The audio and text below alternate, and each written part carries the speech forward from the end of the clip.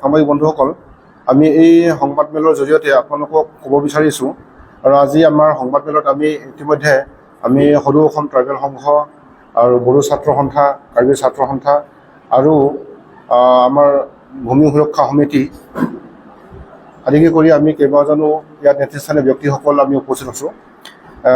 ইতিমধ্যে আমি আপোনালোকে সকলোৱে জানে যে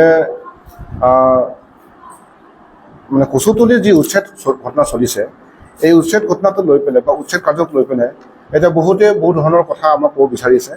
যে প্ৰথম কথাটো হৈছে যে আমি দেখিছোঁ ছাত্ৰ মুক্তি সংগ্ৰাম পৰিষদৰ পৰাও আমাৰ এই অভিযোগটো তেওঁলোকে তুলিছে আৰু ডিউৰি জাষ্টিছ ফৰাম বুলি পেলাই এটা সংগঠন ওলাইছে, তেওঁলোকেও কৈ আছে আৰু ট্ৰাইবেল সেনা বুলি পেলাই এটা মানে তেওঁলোকৰ নেতৃত্বই মানে কৈছে, কোন নেতৃত্ব আমি নাজানো, তেওঁলোকে কৈছে যে কেৱল এটা জনগোষ্ঠীক টাৰ্গেট কৰি পেলাই মানে উচ্ছেদ কৰা হৈছে, অৰ্থাৎ কেৱল মুছলিমৰ ওপৰতে মুছলিমসকলক বাছি উচ্ছেদ কৰা বুলি কৈছে।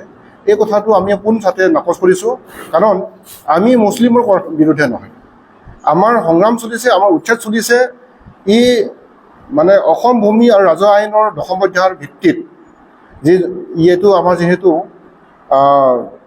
চাউথ কামৰূপ ট্ৰাইবেল বেল্টৰ ভিতৰত থকা এটা অঞ্চল আৰু এই কচুতলিটো সেই 10 চেপ্টাৰৰ ভিতৰতে পৰে।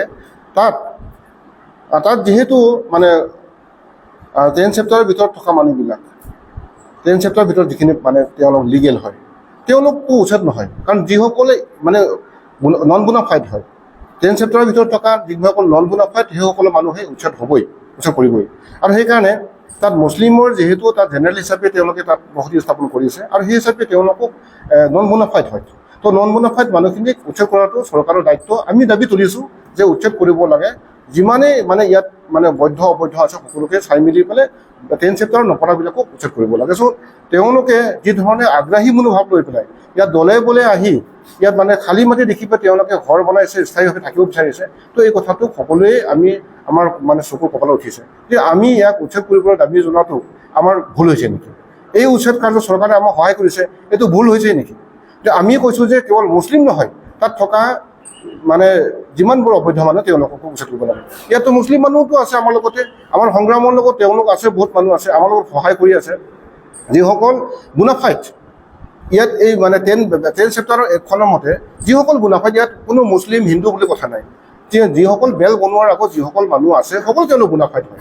তো আমাৰতো ইয়াত কপাল কটা মানুহ বহুত আছে, ইয়াত আমাৰ বাৰুঘৰীয়া মানুহখিনি বহুত আছে, তেওঁলোকতো আমাৰ লগত সহায় কৰি আছে। তাত কচুতলি মানুহ বহুত মানে বোনাফাইড মানুহ আছে, তেওঁলোকোতো আছে আমাৰ লগতে, একেলগে আমাৰ লগত লাগি আছে, কিন্তু তেওঁলোকতো উচ্ছেদ কৰা নাই। যিসকল ইয়াত নন বোনাফাইড, যিসকলে নতুনকৈ আহিছে, তেওঁলোকৰে উচ্ছেদ কাৰ্য চলাইছে। গতিকে এই কথাখিনি আমি পোনচাতে নাকচ কৰিছোঁ। তেওঁলোকে কেৱল তেওঁলোকৰ কিবা তেওঁলোকৰ স্বাৰ্থ, তেওঁলোকৰ সংগঠন কৰাৰ কিবা এটা মুনাফা চাগে আছে, সেইকাৰণে তেওঁলোকে এই কথাবিলাক নজনাকৈ নেমেলাকৈ তেওঁলোকে এই কথাবিলাক মানুহক বিভ্ৰান্ত কৰিবৰ কাৰণে তেওঁলোকে এই কথাবিলাক প্ৰকাশ কৰি আছে আৰু মিডিয়াত আমি এইবোৰ দেখি আছোঁ। চ' আমি আমাৰ এই দৃষ্টিগোচৰটোক আমি দেখি মেলি পেলাই আমি আচৰিত হৈছোঁ যে তেওঁলোকে কি ভিত্তিত কথাবিলাক কৈছে আমাক ক্লিয়াৰ কৰিব লাগে। আমি দাবী জনাইছোঁ যে তেওঁলোকে কোৱা কথাবিলাক স্পটত আহি পেলাই গোটেই কথাবিলাক জাজমেণ্ট কৰি পেলাই কথাখিনি ক'লে আমাৰ কাৰণে ভাল হয়, যাতে আমাৰ উচ্ছেদ কাৰ্য যি চলি আছে তাত যাতে বাধা বিঘিনি নহয়। নম্বৰ 2 কথা ক'ব বিচাৰিছোঁ, আমি এই সংগ্ৰামৰ জৰিয়তে 2001, 2, 3 এই 3 বছৰ ধৰি পেলাই আমি ডিমৰীয়াত আমি অবৈধ যিসকল ইয়াতে মাটি বাৰী নামজাৰি কৰিছে এইসকলৰ বিৰুদ্ধে আমি সংগ্ৰাম কৰিছিলোঁ আৰু সেই সংগ্ৰামত বিশেষভাৱে 2জন ব্যক্তিক ইয়াত নন বেলেবল ৱাৰেণ্ট হৈছিলে। নম্বৰ 1 আমাৰ প্ৰতিদিনৰ স্বত্বাধিকাৰী জয়ন্ত বৰুৱা ডাঙৰীয়াকো ইয়াত নন বেলেবল ৱাৰেণ্ট হৈছিল। তেওঁতো মুছলিম নহয়, তেওঁতো মানে হেৰি নহয়, আমি বৈধ আৰু অবৈধ প্ৰশ্ন তাত তুলিছিলোঁ আৰু তেওঁকো নন বেলেবল ৱাৰেণ্ট হৈছিলে আৰু সেই ৱাৰেণ্ট তেওঁ কেনেকৈ কি ফৰ্ড কৰি পেলাই তেওঁলোকে কি বৈধতা হ'ল আমি নাজানো, কিন্তু তেওঁৰ ভূমি ইয়াৰ পৰা গুচি গৈছে, তেওঁ পোৱা নাই। নম্বৰ 2 আহমেদ হুছেইন নামৰ এজন ব্যক্তি আছিলে, যি নলবাৰীৰ DC আছিল, সেইজন মানুহৰ ওপৰতো নন বেলেবল ৱাৰেণ্ট হৈছিল। তো আমি এই সংগ্ৰাম একেদিনে কৰা নাই, দীৰ্ঘদিনে এটা সংগ্ৰাম চলি আছে আৰু সেই সংগ্ৰাম কৰি আছোঁ। আনফালে দিয়ে উদ্যোগ ইণ্ডাষ্ট্ৰীৰ কথাটোকো তেওঁলোকে আঙুলি দেখুৱাইছে। উদ্যোগ ইণ্ডাষ্ট্ৰী সম্পৰ্কতো আমি ইতিমধ্যে এটা লানি আমাৰ এটা সংগ্ৰাম চলি আছে।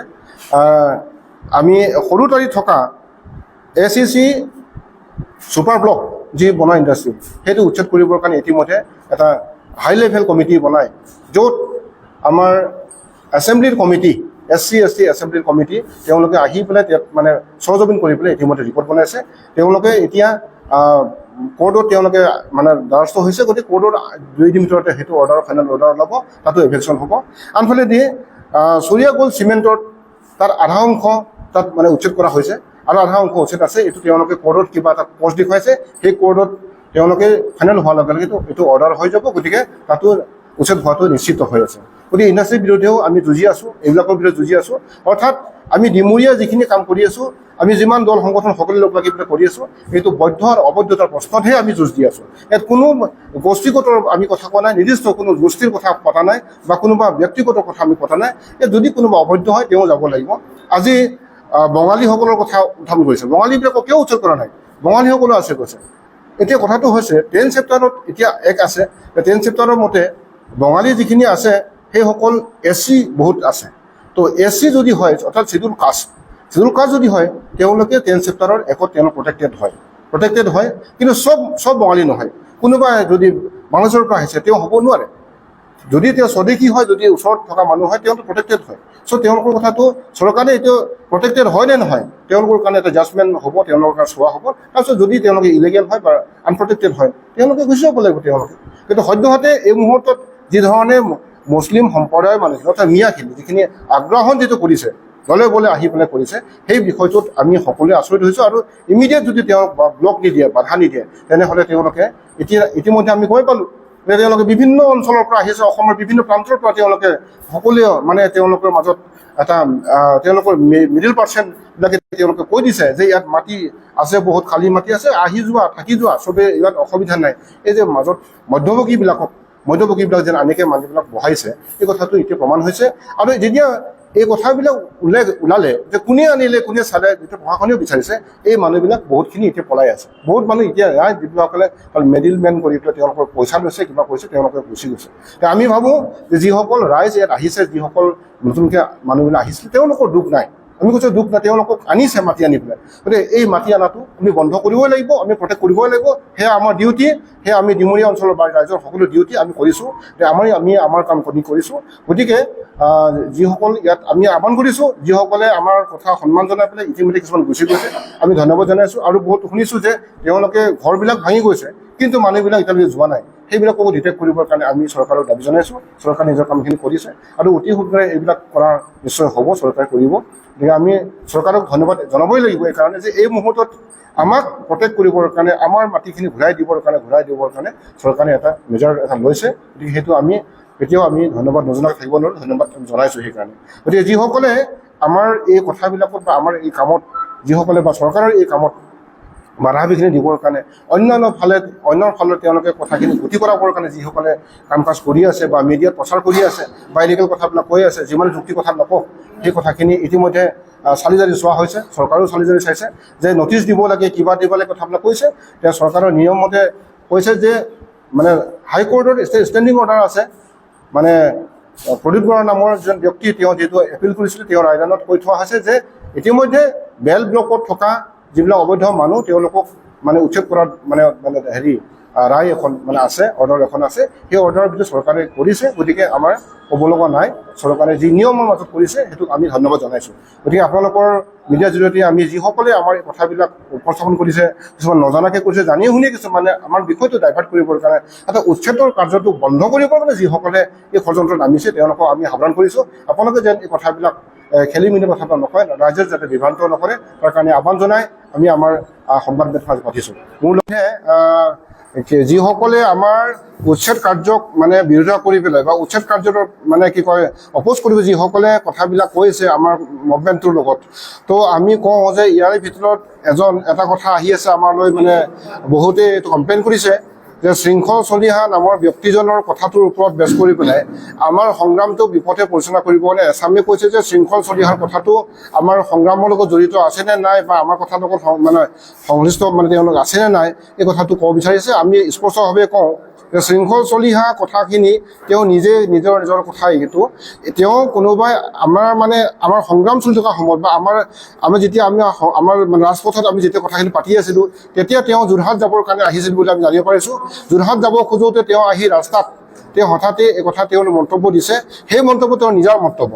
এই মন্তব্যৰ লগত আমাৰ সংগ্ৰামৰ কোনো সম্পৰ্ক নাই। তেওঁ আমাৰ সংগ্ৰামক সমৰ্থন দিছে, সেইটো বেলেগ কথা, কিন্তু তেওঁৰ কথাখিনি আমাৰ এই আন্দোলনকাৰীসকলৰ লগত, ডিমৰীয়াবাসী ৰাইজৰ লগত এই কথাটোত কোনো সম্পৰ্ক নাই। তেওঁক মাতি আনি পেলাই আমি কথাখিনি ক'বলৈ দিয়া নাছিলোঁ বা কোৱা নাছিলোঁ। তেওঁ জাষ্ট খবৰ লৈ পেলাই তেওঁ নিজৰ কথা কৈছে। গতিকে এই মানে আমাৰ মিডিয়াত বহুতে এই কথা লৈ পেলাই মানে বিভ্ৰান্ত কৰিব বিচাৰিছে। আমি স্পষ্ট কৰিছোঁ যে শৃংখল চলি অহা কথাখিনি তেওঁৰ নিজৰ কথা, সেইটো কোনো আমাৰ সংগ্ৰামৰ লগত সম্পৰ্ক থকা কথা নহয়, তেওঁৰ নিজৰ ব্যক্তিগত বক্তব্য। গতিকে আমি ৰাইজৰ জ্ঞাতাৰ্থে এই কথাখিনি আমি স্পষ্ট কৰি দিছোঁ। মই 98-96 পৰাই ডিমৰীয়া জিলা ট্ৰাইবেল সংঘৰ ছেক্ৰেটেৰী আৰু ভাইচ প্ৰেছিডেণ্ট হিচাপে প্ৰায় 6টা বছৰ কাম কৰিলোঁ। সেই সময়ছোৱাতেই আমাৰ বৃহত্তৰ ডিমৰীয়া অঞ্চলত বহু মাটি মানে নন ট্ৰাইবেল হাতলৈকে হস্তান্তৰ হৈছিলে।